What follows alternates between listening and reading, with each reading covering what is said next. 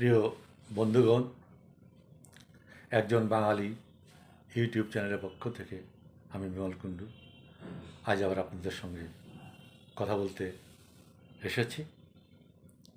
আমরা ইতিপূর্বে পর্বের মধ্যযুগে প্রবেশ করেছি। এখন মধ্যযুগে এটা হচ্ছে বাঙালি গৌড়ের শাসক আলাউদ্দিন হোসেন শাহের আমল। এই আমলেই তার সময় নবদ্বীপে শ্রীচৈতন্য মহাপ্রভুর আবির্ভাব। গৌড়ের রাজা হোসেন শাহের আমলে তার আনুকূল্যে বৈষ্ণব কবি লেখকদের প্রচেষ্টা সংস্কৃতি বিকাশ ঘটল খুব দ্রুতগতিতে, কিন্তু সমস্যা রয়ে গেল অন্য এক জায়গায়, সেটা হচ্ছে ধর্মান্তকরণ। ইতিমধ্যে বাইরে থেকে আসা ইসলাম ধর্ম প্রচারকগণ এবং কোনো কোনো ক্ষেত্রে শাসকের ভয়ে বাংলার প্রায় অর্ধেকের বেশি জনগণ ইসলাম ধর্মান্তরিত হয়ে গেল। কিভাবে হিন্দুর অস্তিত্ব টিকিয়ে রাখা যায় এরূপ চিন্তা করার দুঃসাহস কেউ দেখাতো না। ঠিক এমনি এক অন্ধকার সময়ে এবং হিন্দুর অস্তিত্ব সংকটের সময়ে নেমে এলেন অবতার রূপে শ্রী চৈতন্য মহাপ্রভু। কিন্তু তার ক্ষেত্রটা আগেই প্রস্তুত হয়েছিল। আপনারা জানেন যে মোগল আমলে মোগল সম্রাটদেরকে হিন্দুরা তাদের পূর্ব পরম্পরা মেনে কখনো দিল্লীশ্বর কখনো জগদীশ্বর বলে সম্বোধন করতেন। কারণ হিন্দুদের সংস্কৃতি এরকম যে রাজাকে তারা মনে করতেন বিষ্ণুর অবতার। ঠিক তেমনিভাবে বাংলার বুকেও এক আগমন ঘটল, সেটা কবি লেখকদের লেখনের গুণে। আমি আগে বলেছি যে সুলতানের নির্দেশে কবি পরমেশ্বর বাংলায় মহাভারত লেখার কাজে হাত দিয়েছিলেন, মহাভারত রচনা করেছিলেন। সেই মহাভারতের সূচনা পর্বেই তিনি একটা কবিতা রচনা করেন গৌড়েশ্বরকে উল্লেখ করে, এবং সেটি তাকে তিনি উপহার দেন। সেই কবিতাটি হচ্ছে: নৃপতি হোসেন শাহ অতি মহামতি, পঞ্চম গৌড়েতে যার পরম সুখ্যাতি, অস্ত্রে শস্ত্রে সুপণ্ডিত মহিমা অপার, কলিযুগে হইলা যেন কৃষ্ণ অবতার। তো দেখতে পাচ্ছেন আপনারা যে এখানে হোসেন শাহকে শ্রীকৃষ্ণের অবতার রূপে বৈষ্ণব কবি বর্ণনা করেছেন।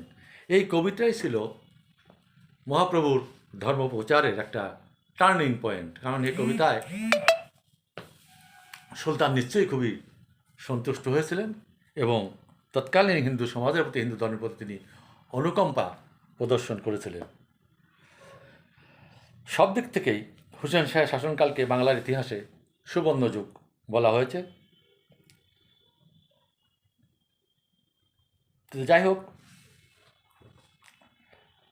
মহাপ্রভুর জীবনী সম্পর্কে, তার ধর্মপ্রচার সম্পর্কে আমরা এত কিছু বলতে চাই না। আমাদের বিষয় হচ্ছে এখানে বাঙালির উত্থান নিয়ে।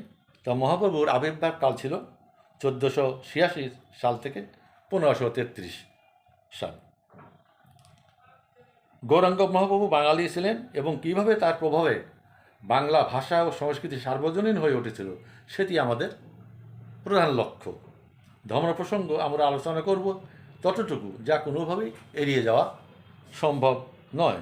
চৈতন্য মহাপ্রভুর অসংখ্য জীবনী গ্রন্থ বাজারে সহজলভ্য, কাজেই বিস্তৃত বর্ণনা নিষ্প্রয়োজন। কিন্তু কবিরাজ গোস্বামী লিখিত আকর গ্রন্থ শ্রী চৈতন্য চরিতামৃতে তিনি ভক্তদের উদ্দেশ্যে পরিষ্কার করে বলেছেন, জীবা ধমে কৃষ্ণ জ্ঞান কভু না করিও। অর্থাৎ মহাপ্রভু নিজেই চৈতন্য চৈতামৃতের মধ্যে বলে গেছেন যে তাকে যেন তার অনুসারীরা কেউ কখনো কৃষ্ণ বলে বা ভগবান বলে মনে না করেন। বৈষ্ণব কবির একটা বৈশিষ্ট্য যে শক্তি ও গুণের সমন্বয় দেখলে তার উপর দেবত্ব আরোপ করা। ইতিপূর্বে আমরা দেখেছি কবি পরমেশ্বর গৌর অধিপতি হোসেন শাহকে কৃষ্ণ অবতার রূপে বর্ণনা করেছেন, সেটা আমরা অলরেডি বলেছি। এটি কোনো দোষের বিষয় নয়। সকল সৃষ্ট জীবের মাঝে ঈশ্বর দর্শনই সকল সৃষ্ট জীবের মাঝে ঈশ্বর দর্শনই মানব ধর্মের মূল কথা। আমরা অতি আবেগকে পাশ কাটিয়ে বাস্তব কারণটা তুলে ধরব। তিনি এসেছিলেন এমন একটা সময়ে যখন বাংলার বুক থেকে হিন্দু ধর্ম প্রায় বিলীন হবার উপক্রম হয়েছিল। তাই তার আবির্ভাব হয়েছিল সমাজ সংস্কারক ও হিন্দু ধর্মের রক্ষাকর্তা হিসাবে। যুগে যুগে প্রতিটি মানব সম্প্রদায়ের মধ্যে এমন মহাভাব মানবের আবির্ভাব ঘটে থাকে। তখনকার দিনে নবদ্বীপকে কেন্দ্র করে গৌড়ীয় বৈষ্ণব সমাজ গড়ে উঠেছিল, কিন্তু এর আচার্যগণ বৈষ্ণব মতের সার্বজনীন ভাবধারাকে জনগণের মাঝে বিতরণ করতে পারেননি।